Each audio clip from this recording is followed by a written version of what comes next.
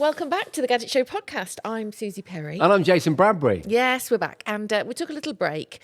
Well, I say we took a little break. We didn't really. I was covering motorcycle racing and he was creating some sort of movie. But we're back. Apart from that. For 12 episodes. Yes. Fantastic stuff. And this time we've got some really exciting news. We're welcoming a brand new member to the family. Hey? No, it's not a baby. We've not had a baby. It's our brand new partner. Heaven forbid. JBL. Why am I holding up that? Where's the box? There we go. Huge welcome to JBL, and it's fantastic to have you on board. And to celebrate our new partnership, JBL has shared their latest Tour Pro 3 earbuds with us. And honestly, we are really impressed. They are absolutely gorgeous. As you can see, if you're watching this podcast right now, he's holding up the sleek case. And it's got, this is what I really like about it, this awesome little touch digital screen right on the charging case. So you can control your music, your calls, and even your EQ settings. But before we geek out too much over those, let's give you a little quick rundown of who JBL actually are. Yeah, I can do that. You can do that if So you like. JBL have been around since the 1940s, and they've been making iconic speakers and headphones that have set industry standards. And if you've followed us for a while, I mean, for quite a while, you'll know JBL's products always come out on top in our Gadget Show tests. Now, fast forward to today, and their Tour Pro 3 earbuds are continuing that legacy with killer sound quality, comfort, and ease of use. Oh, I like the way you did that. Thank you. So they're packed with features like true adaptive noise cancelling, so you can control just how much background noise you want to let in. And they've got 6 mics for crystal clear calls, and thanks to the charging case, up to, wait for it, 44 hours of music playback. That's really impressive. I love the case. I have to just say that it's like it's like a watch, it's like a smartwatch. And can I also add, talking of the charging case, because you can connect it to almost anything, TVs, PCs, and what I really like about it, in-flight entertainment. So when you go on a plane, you can connect it and listen to the in-flight entertainment through your Tour Pro 3s. Which is much more comfortable because those headphones they give you on planes, they're rubbish, aren't they? Yeah, they suck. And they never plug in properly and they give you screechy and they're uncomfortable and then you fall asleep. And importantly, Susie, the one thing we should say about the Tour Pro 3s is that they sound absolutely fantastic thanks to the noise cancelling. I haven't heard a peep from most of my family all week. Oh, that's probably because they moved out. There is that. Can we move on from that? So Because it's a little bit much more painful. to talk about with these. So stay tuned for our deep dive video, which our lovely John Bentley is going to do. Brilliant. And as a bonus, we'll be giving away a few pairs too. So keep your eyes peeled or your ears peeled. Can you keep your ears peeled? Yeah. So this week on the Gadget Show podcast, we've got oodles of tech, as you would expect, including a discussion on Meta's latest announcements, a talk with a deepfake expert who's actually real before you go there, He's an imposter. and some hands and eyes on time with the latest augmented reality I see what glasses you from did there. XReal. Thank you. But first, I hear that you have got an exciting announcement. Oh, yes, I have. Bring it. I'm trying to be Bring it. trendy. Bring it, boyfriend. Bring it, boyfriend. So, okay, do you remember Mark Felgate? I do. My mate, stand-up comedian, who actually wrote some of the jokes for Jase back on the Gadget Show, right, when we were on the telly. Yeah. Well, him and I have written a movie. We wrote it about a year ago. And wouldn't you believe it's about AI, all right? Okay. It's called Control AI Delete. I happen to have it written on my mug, just very conveniently, like that Wayne's World skit where they're Wayne's advertising. World. And it's called Control AI Delete, and it's about a bunch of retro gamers at an expo in Skeggy. It's a comedy. It's basically about you, isn't it? It's about me and my mates, but I'm not in it. It's about a bunch of retro gamers that happen to be at an expo in Skegness when a global AI rolls out and it causes instant global chaos. It basically doesn't work. So there's blackouts, runs on the banks, stock markets crash. The protesters, the anti-AI protesters turn to rioters. So it's like the purge on the streets of every major town and city. But don't worry, because our retro gamers, safely ensconced in their expo centre, realise that in the 80s and 90s first generation computers at the expo, they might just have the only solution to hack the AI and win the day. So you might be thinking, what's he going on about? We've gone to Kickstarter for this full-length feature film, and we're halfway through a Kickstarter campaign, and we've got half our budget already. That's so exciting. Yeah. Selfishly, Yeah. could I have a cameo in the film? Not selfishly. Can I be selfish and get you a cameo in the film, please? And I know just the role. We'll talk about that. But let me just say this. If anyone would like to help us out, because it's a real grassroots project, Yep. then just all I ask is go and have a look at it. ControlAIDelete.net. That's CTRL, like on your keyboard, aidelete.net. It's a great project, and thank you for the opportunity to talk about it, Suze. That's an absolute pleasure, and it's very exciting. It is. Can't wait till that gets started.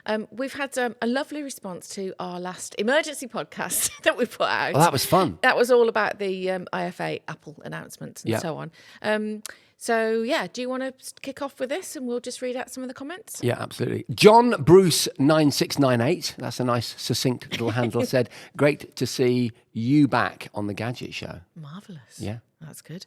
At SDY30, love the Gadget Show with the three of you presenting, because John was in that one. Yeah. Hoping you'll keep going, making the show online, which we're having another go, 12 more reps. And I've got a long one here. This is from that hairy guy. Sounds like a man after my own back. I can't tell you how happy I am to see you all together reviewing tech. All that was missing was the Otis. The Gadget Show was a big part of my growing up. I look forward to sitting in front of I'd look forward to sitting in front of the TV with the family and watching the latest episode after school. I love that. I love it. I get these 20-something-year-olds coming up to me and saying, I used to watch that when I came home from school.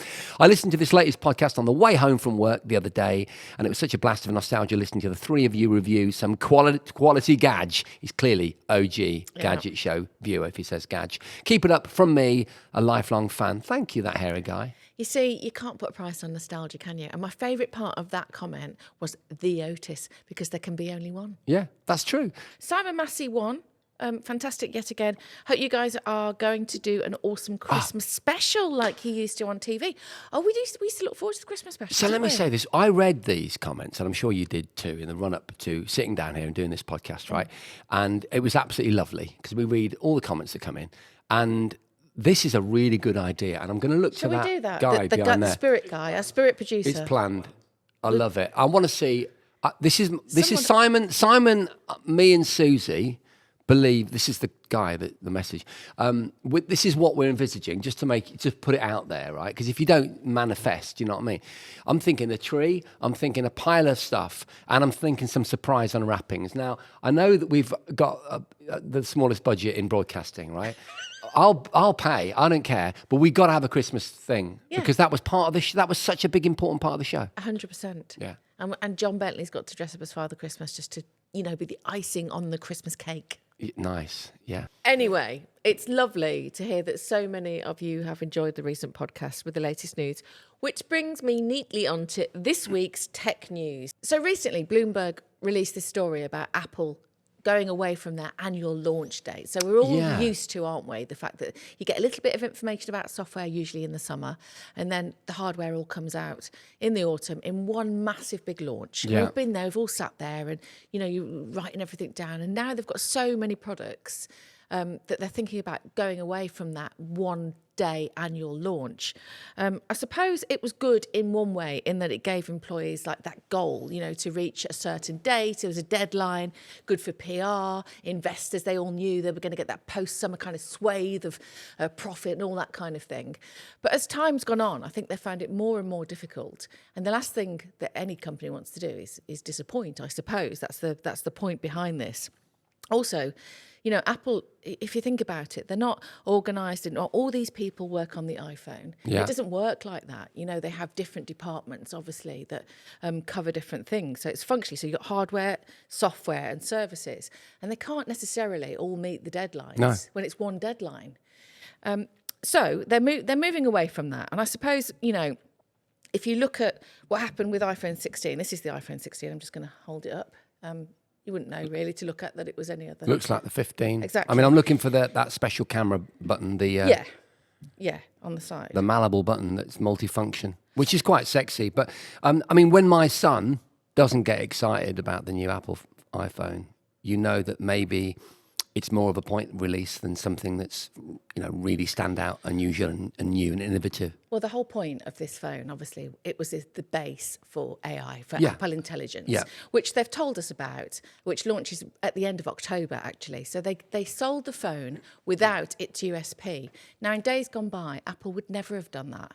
They would have waited till they got everything together and then, and that would have delayed the launch of it. So you can see why they're kind of angling at changing their marketing point of view, really, and how they're going to do things. It also feels to me, I don't know about you, it always felt a little bit like the ghost of Steve Jobs was so... It was a Steve Jobs thing, wasn't it? Yeah, it was. And so then the Tim black Cook... jumper and the whole Steve Jobs look and the cheering. And the way they stand and the way that they articulate a kind of vision for society and all that messaging, it's a bit postmodern, the whole thing. It's a bit more like a kind of echo of the past. And so I think it's probably a good decision to say, do you know what? I think we've done that now. Yeah. And the way that chip design is going, the way that hardware, and you've mentioned the different departments is going, it's becoming a little bit of a drag on our resources and time. So we need to evolve. And it's interesting because people, other brands, I won't name any, but other brands clearly look to emulate what Steve Jobs established, which I think can be summed up in that one moment when he said that. I never get it right, so don't. I'm just paraphrasing. But that one moment when it defines what this theatrical release thing is about, where he said something like, "We've been working on a phone, a music machine and an internet device." And then he paused and then he said it again. And then you suddenly realized he was talking about one device, right? That sort of incredibly poignant, cinematic, dramatic reveal is what they'd constantly been trying to do again. And they kind of can't do it. And the iPhone 16 is a good example of that because it's so iterative. It's not dramatic. Yeah, exactly. And I think they're bringing out, more products. And not every product needs to be updated on an annual basis either. So if it's just a new colour, it's hardly worth a mention. So I personally think it's probably moving in the right direction. It'll be interesting to see how they do it PR-wise, how they bring the shebang to it. But that's a change. It's a different direction. I think, interesting. It's probably, I think it's fair to say it's evolving and not staying stuck in the annual and the annual launch. Right, moving on, and for this week's headline discussion, I'd like to talk about Meta's recent announcements. Well, of course, it's Meta Connect, isn't it? So they're one of the companies that are following the Steve Jobs established trend of doing an annual event. And of course, importantly, it included their Orion augmented reality glasses. Now, I was particularly excited about this, guys, because I've kind of been looking at my watch, waiting for augmented reality glasses to drop. I mean, I have literally felt that my phone in my pocket, the Egyptian tablet that my phone is, right, is a joke. Why aren't I wearing it on my face? So and I'm being serious. I do lots of events and I talk to people about technology, and I always make this point. Phones are stupid, and you can see they're stupid if you drive past someone on a bus stop, or if you're at the bus stop on the bus or whatever, right? And their heads are looking at the ground and their neck is in this really unnatural position, right? Phones don't do certain things that they should do, like present information in a comfortable way. Can't argue with that. In a way where we can interact with the world around us while looking at the information, right? And augmented reality glasses or mixed reality glasses, whatever, they present a really good... If you forget the issues around battery life, how the health, is it healthy to have a retinal projected image into your eye or whatever it is, put those things to one side. The idea of being able to wear a lightweight pair of glasses that you can charge once a day and that presents the script that's maybe in my notes for this conversation, and that's a really, really interesting idea. And so can you imagine how excited, I was, when Orion was demonstrated? So not a product, so expensive that no one can really afford it in a meaningful way, and not a product for several years, according to Zuck, the CEO of Meta, formerly Facebook. 3 years, they're saying, aren't they? 2027. Yeah, but can I just say, I really commend Meta. They got a lot of flack when they attempted to claim the metaverse, right, by changing their name from Facebook to Meta. They get a lot of flack because he's so awkward in his kind of attempt to emulate Steve Jobs' very natural delivery. Nothing natural about Zuck. And yet, at this Meta Connect, Zuck was hench, and his hair had relaxed a little bit. He was much more relaxed. He was much less avatar than he was in previous Meta Connects. Yeah. And they brought this amazing product to everyone. They brought two amazing products. They brought the the Quest 3S, which we will talk about if you want to. But it was the Orion that really blew me away, because we're talking about, so for those people listening or anyone watching that doesn't know about this, a pair of glasses very similar to what Suzi's wearing, right? But matte black, but similar in style, no bigger. So basically, I'm wearing a pair of reading glasses that just have quite a heavy frame. Yeah. Tortoiseshell Vibe, yeah. A sort of that nice big sort of frame on your face. These ones from Meta, though, have technology built into them that projects augmented virtual assets onto the world around you. So it's contextually aware in the way that, say, the pass-through on a Meta Quest headset is, or other headsets from other manufacturers. And it has AI built in based on their Ray-Ban platform that they've already rolled out as an actual product that can recognize objects and so on and so forth by hooking up to natural language processor, AI. It can offer that sort of functionality. And interestingly, a wrist-mounted, well, what would you call it? Like a kind of ergonomic interface that enables you to manipulate the virtual assets in the way that, say, on a phone, obviously you can touch the screen, right? But in this, actually, let's use the Meta Quest 3, their established headset, as an example. So with the Quest 3, you can move your hands around. You don't have to use the controllers that come with it. You can just use your hands. So it's got hand tracking.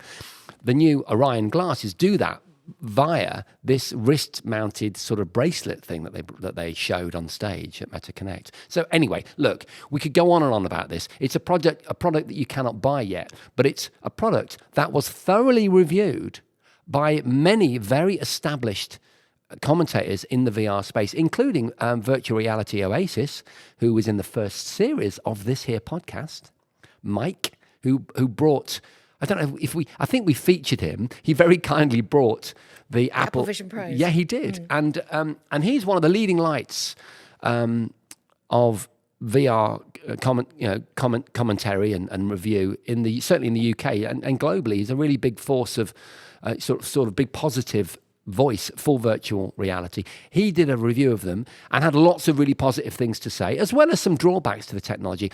Look, I'm making a big meal out of this. All I'm saying is we saw a little glimpse of our future, and it was the most meaningful and tangible glimpse I've seen since trying the Vision Pro on, which was also pretty game-changing for me.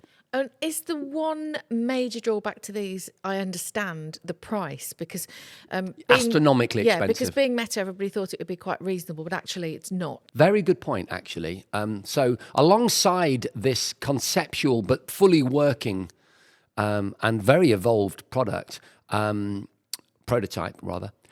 they also announced the Quest 3S. And that, based on what you just said, is maybe more to the point and more in line with their vision. Their vision is to make virtual reality and mixed reality affordable to normal people. Yeah. And that includes not just the hardware and the pricing. So they brought the Quest 3S out, which is a less powerful version of the Quest 3, but offering a similar experience for a lot less money. So we're talking $300. But the Quest 3S has a slightly less high-tech so lower resolution That's display. What I was trying to say, yeah. So it's got 1832 by 1920 per eye pixels, as opposed to the Quest 3, which is 2064 by 2208 pixels. It's a slightly lower res. It's got a slightly reduced field of view, all right? Yeah.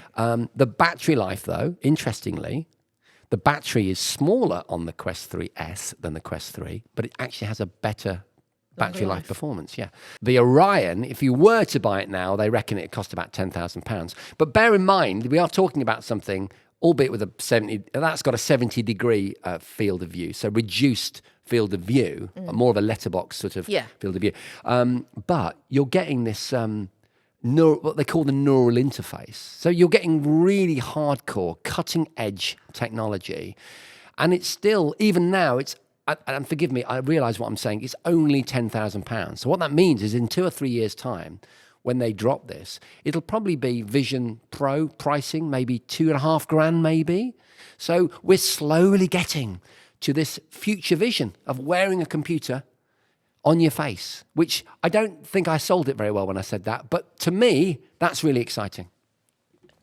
It's super exciting. And to me, it's a bit scary. I hate to be the harbinger here, but you know what I'm like about glasses. So first of all, do they not run the risk of being another Google Glass? Second of all, privacy issues. Again, it's always my thing with glasses because nobody knows what you're filming when you're wearing glasses. Whereas at least if you've got a phone, you can tell when people are sneakily filming you, or you just know. Yeah. But with glasses, it's there in front, and there's a privacy problem for me. Well, that's one of the things that killed Google Glass, isn't it? Well, yeah, because I mean, you can run it through some software recognition, facial software recognition, find out where people live, where their parents live, and sorry, no, that's not acceptable. You see, I think it's fascinating because that doesn't. I mean, it occurs to me, but it's not. It's a speed bump for me, that. But I'm very mindful that it's that I'm missing a really key issue there, and that for a lot of people, and also for a lot of lawyers, that is a major issue. So I don't know how to navigate that. I'm going to be honest with you. I don't know what to say about that. And I don't know how it gets policed either. Well, the other thing I would say though is that Apple have spent a lot of money marketing their bulletproof security, okay, and their privacy. Yeah. There's big billboards, certainly all over the UK, where they tout that they take privacy security really, really seriously. So maybe it's a brand, and I mean, so maybe it's a rollout of an authentic message and an actual system that does not collect that data, and the communication of that idea very clearly. Maybe that's what needs to happen. I mean, it needs to be very clear and very defined for me, because it's not just a speed bump. For me, it's a massive big castle door that blocks me out. Our guest this week is Oliver Devane, who's a senior security researcher at McAfee, and he's here to talk about deepfakes. And how do you know that he is? And I know. I knew we were going to start. How do you know? I have touched him. Any of that is real. true. He is real. He's in the studio. Oliver, welcome. Thank you. Look, you've terrified poor Oliver here. I am real. It's really nice to meet you, sir. So, Oliver, you're going to discuss the scale of deepfakes that we witness and provide some expert tips on how to deal with it and how to stay safe effectively. So, obviously, as AI tools have generated and they continue to advance, we're seeing much more, aren't we, in terms of deepfakes? Social media, scams, cryptocurrency, hello mom, everybody's kind of really scared of Just tell me the hello mom thing again. What's that all about? Oliver. Yep, so the Hello Mum is a scam that it's actually been around for quite a long time. It's been around for many years.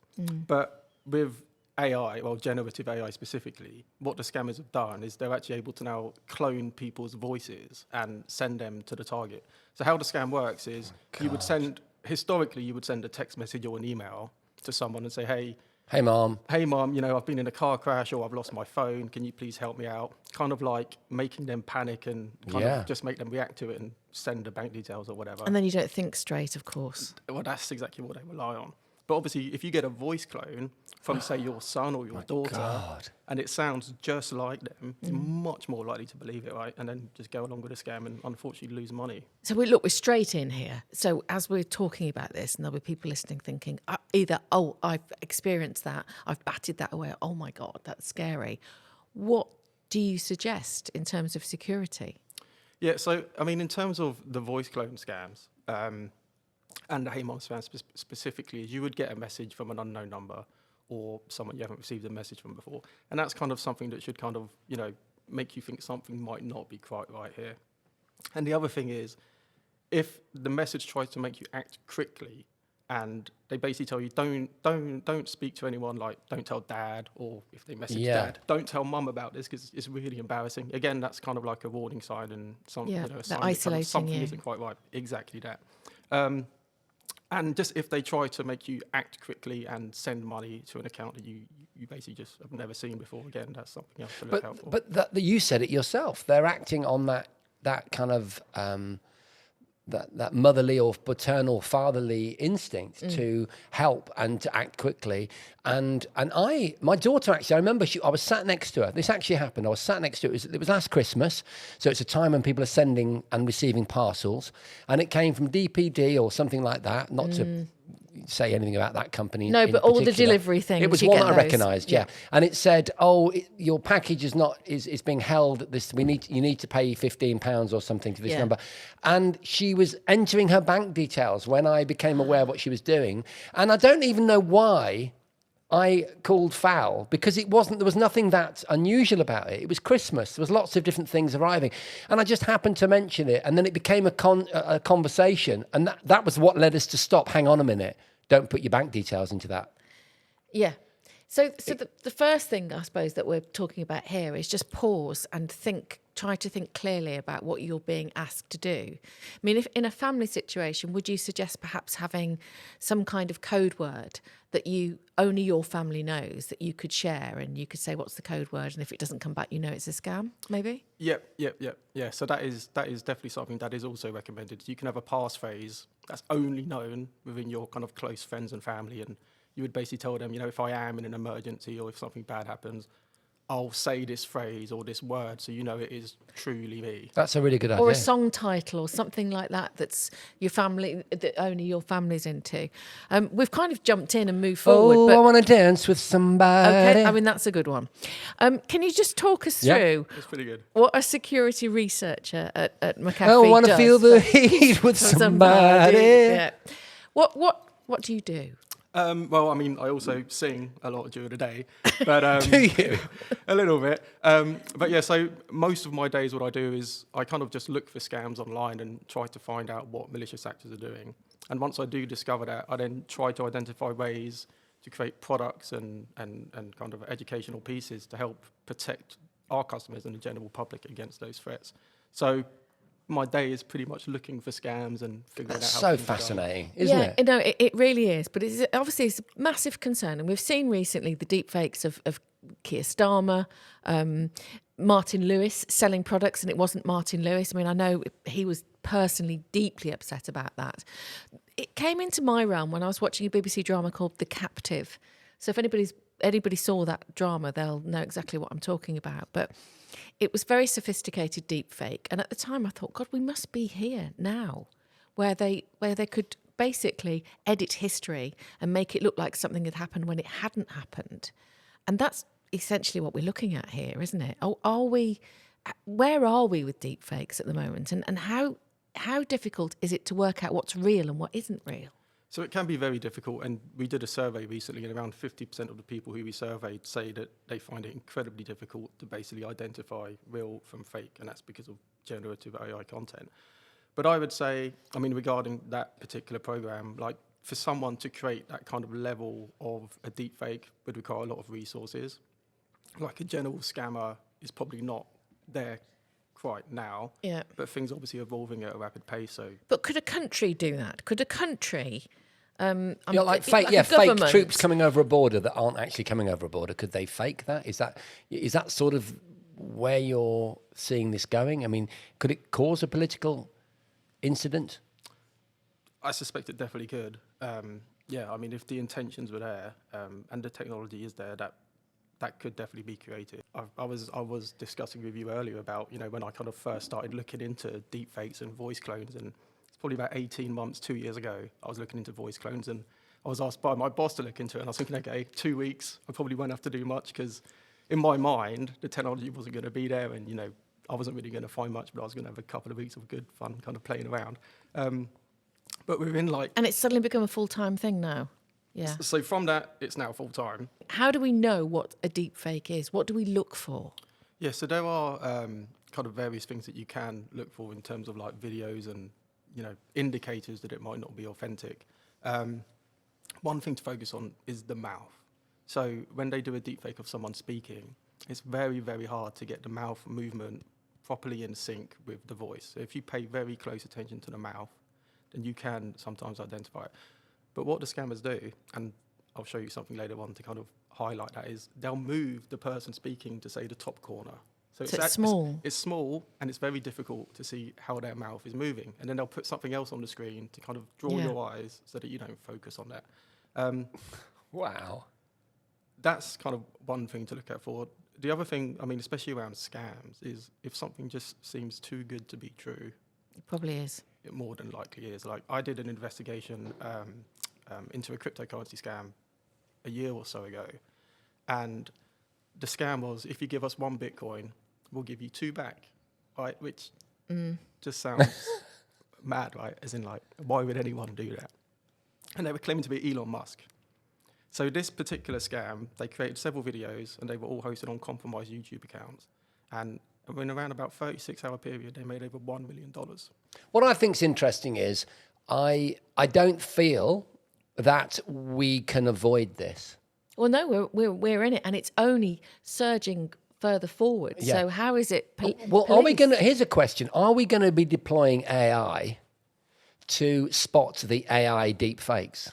Well, that's exactly what McAfee and myself have been working on. So we have a product that's now released that actually is able to identify AI audio content. So if you're watching, say, those scam videos that I just explained about with the Bitcoins, it will flag up and say, hey, this is not authentic audio.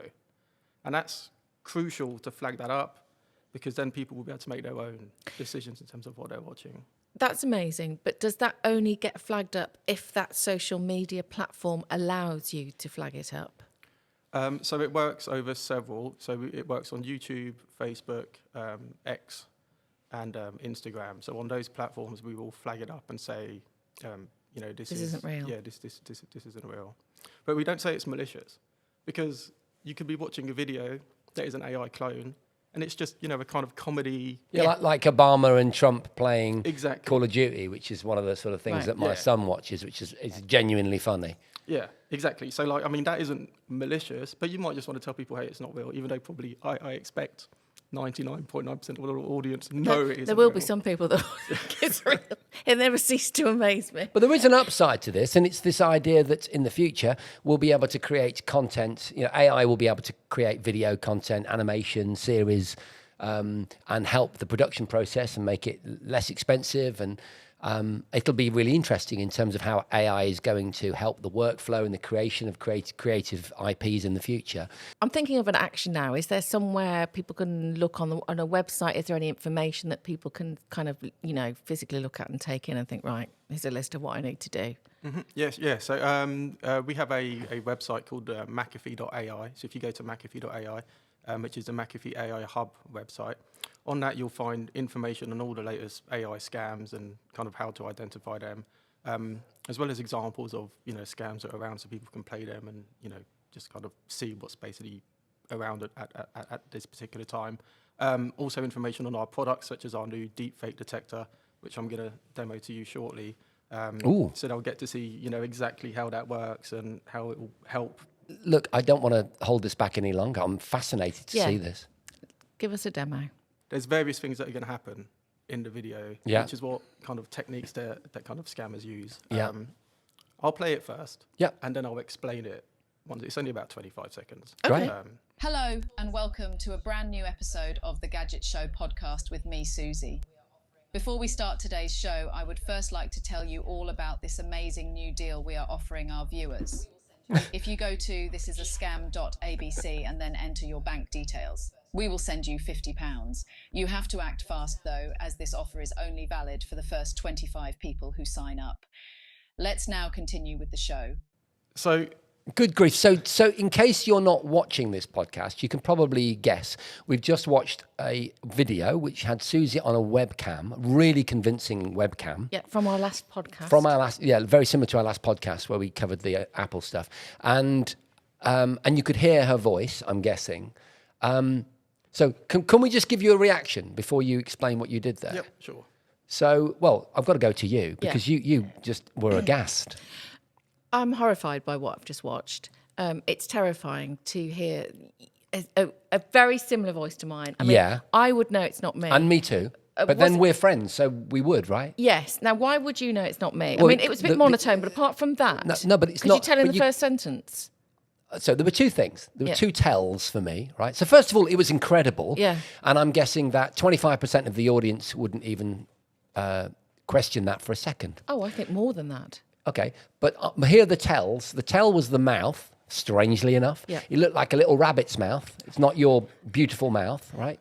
And secondly, the monotone thing isn't a small thing. You have such a distinctive tone, and there's an enthusiasm and a warmth to your delivery in whatever context we're talking about. Yeah. And it just wasn't there. No, the cadence was different. But also, I would never say podcast. So for me, straight away, I'd always say, welcome to the Gadget Show podcast, because Yeah. I'm from the Midlands and I'm a hard A kind of girl. So, but if you didn't really, No. if you're not my family or my friends or an avid viewer that's watched me for the last 142 years that I've been on television. Yeah. there's- 150, actually. Thank you. Yeah. You wouldn't know. No, and the other thing that happened that you'd actually predicted was the webcam went from full screen, which Yeah. I'm guessing establishes who you are, and then it popped to small screen and then text on the screen to enable that voice tell to not be so visible. That was very interesting. And there was the distraction. And you said that you made that. And how long did it take you to make that? Not long, probably 20 minutes. I mean, stop it. So you could refine that if you really wanted to if push I that. really Yeah. wanted to, because I mean, for your voice, I used about 30 seconds of audio to generate that. Just tell us how you made that then. Yeah, so I found one of your interviews, I think probably early this year, and It was the last podcast that we did, wasn't it? the video is, but the audio is from a different, because from your podcast I had to, because you generally don't speak for like a long period of time. I know or I can't then get a cut. bloody word in, Oliver. That's why. So I had to get like a previous interview, which I then Can everybody just... Can you see what happens there? I can't get a word in. So Oliver I'm had to saving go you. back to an earlier podcast to find me actually Because I talking for don't- longer than 10 seconds. But I don't want you to be deep faked. That's why I keep butting in. Oliver, sorry about Carry that. on. Yeah. So I found an old interview. I just cut around about 30 seconds of you speaking, generated a clone, came up with the little prompts that I was going to ask you to say, created that. That literally took 5 minutes, if that. Then I got your intro from your last podcast, Amazing. cut the video, used the tool to basically sync the mouth with the speaking, Right. then use just some basic video editing software, get a full-size video at the beginning, then move you to the corner. And then I created the image you see using a AI-generated program as well, just to generate some kind of like sign-up flashy website. And then you saw a text pop up to say like, hey, this is only available to the first 25 people. Yeah. And that's exactly what scammers do. Like they try to get you to act quickly and, oh, I don't want to miss out on this fantastic deal. Like, I'm going to go quick, I'm going to go to the website. I'm not going to think about it. I'm going to enter all my details. So you've got all the triggers there in that video. I have to say I feel completely violated by that video. Sincerely? No, seriously. Yeah. I It's was concerning. horrified by it because I've never seen anything like that with me. Like, obviously, back in the day, people would Photoshop pictures of anybody that was on the telly. So I saw loads of images of myself with various different bodies and heads. And I couldn't believe that anybody thought that they were real because they just look so basic. But that is I'm another sorry level, about that, isn't it? by Yeah, the way. what if you do? Yeah. Yeah, I know, I knew it was you. But you know, this is another level. It It's really is. absolutely terrifying. And if that took you 15 minutes, I'm guessing you could finesse the result, and so that the mouth tell Of course you could. and the what else was it? The vocal tone could be improved massively. Yep. Absolutely amazing. And I do believe you now, Oliver. I think it's actually you. I'm convinced by you now. Thank you. Right, you know you loved the sound of the Meta Orions. Oh yeah, very much so. Well, for our gadget of interest this week, I have these. These are the XReal Air 2 AR glasses. Now, I'm just holding up a case, black case. Yeah. I'm going to open them up and show you what's Ooh, inside. yeah. Let me pass you these. So Oh, pass you the please. glasses so you can have Thank a look. you. So they're strikingly similar to Meta's Orion glasses, but they are available now. They're not as feature-packed at all. Effectively, they work as a second screen. Right, okay. That's what they Can are. I peel? Hey, ASMR. Jason is obviously peeling off the... This is what he's like at Christmas. Oh, mate, that was so satisfying. So these are, yeah, you carry on. I don't want to butt in. Well, no, it's fine. magnetically attach those So to as I the said, front. they're basically where we are at the moment. So they showcase effectively the evolution of AR glasses and, Yeah. where we're at, and then why we're waiting for other glasses to come into our, budget effectively. I hear you. So micro OLED displays. I'm just doing what I think I should do. You carry on. I'm guessing I should just plug them in, Susie. Yeah, you plug them in because they do need a slight array. I mean, they've got. Well, first of all, I'll tell you they're 79 grams, so they're really light, very portable. Oh my God. You can have prescriptive lenses if you want. Oh my God. Susie. What can you see? I can see you with those gorgeous glasses and that beautifully tailored jacket, and yet with a hint of rock in the leather. Okay. No, seriously, I can see my script. Look, resolution 1920 by 1080 per eye. Yep. Refresh rate 60 hertz, providing smooth visuals. Approximately 46 degrees, allowing for an immersive but still compact AR field. And Come on! a virtual screen size that creates the illusion of a 201-inch virtual screen at a 6-metre distance. I had learnt all of that, but I didn't need to because you could read it Susan, through the glasses. I'm buying these. Are you? Yeah. £329 base, but you'll need connectors and so on. So ends up being about 400 quid.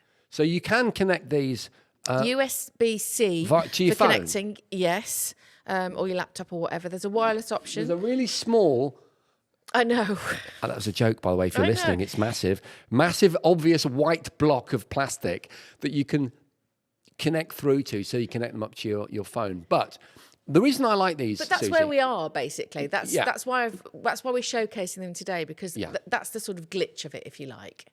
Yeah, but you can probably tell by my reaction that I'm actually quite amazed by these. And what I like about this is this is the closest I've ever been, other than using my virtual reality helmets with pass-through, to what I'm on about, which is kind of augmenting, adding to the real world with virtual assets. So how good would you say is the AR? How good is the pass-through on them? So, to be clear, in case it wasn't obvious, what I was doing a minute ago was reading from my script, because what we have on the podcast is we have detailed Some scripts notes. and a few notes that we can refer to, right?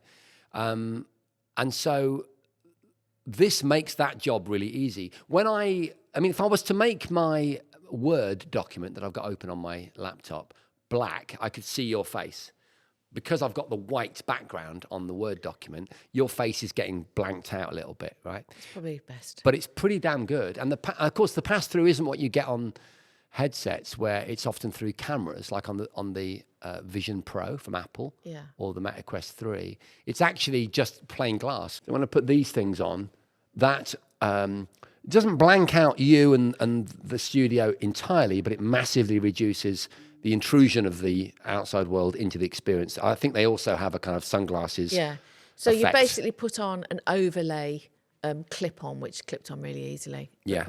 Now it looks like you're just wearing very dark sunglasses. Can I ask you a question? The obvious jokes aside, how obvious are they that I'm wearing? Because obviously the frame is a bit thicker than a normal pair of glasses would be, but not massively so.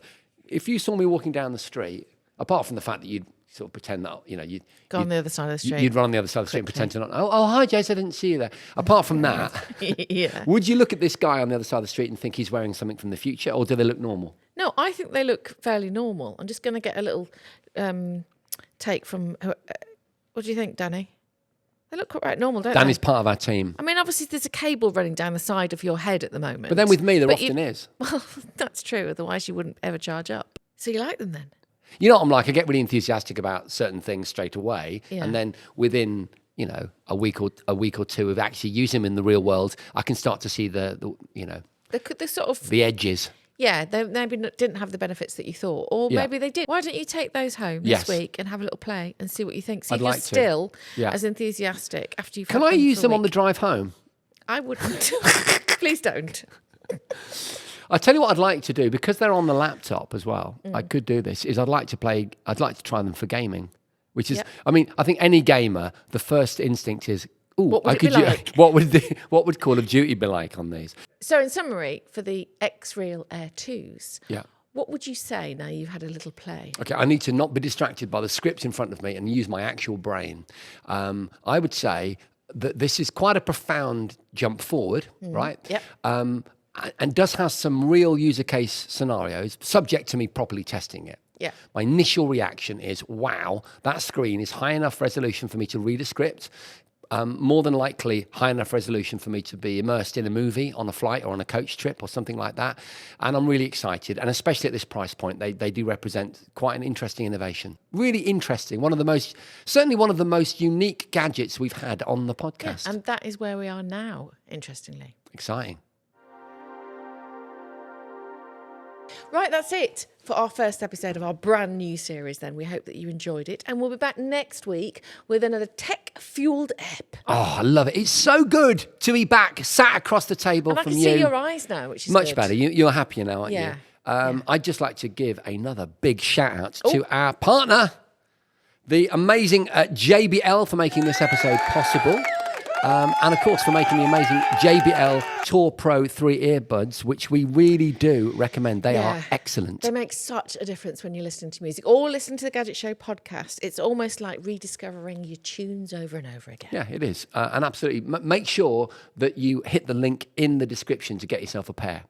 Yeah, and on that note, thank you for listening or watching to the Gadget Show podcast, and we'll see you next time. See you next time. The Gadget Show podcast with Jason and Suzi was presented by Jason Bradbury and Suzi Perry off the telly. It was produced by Ewan Keel and Tom Clint and is a North One production.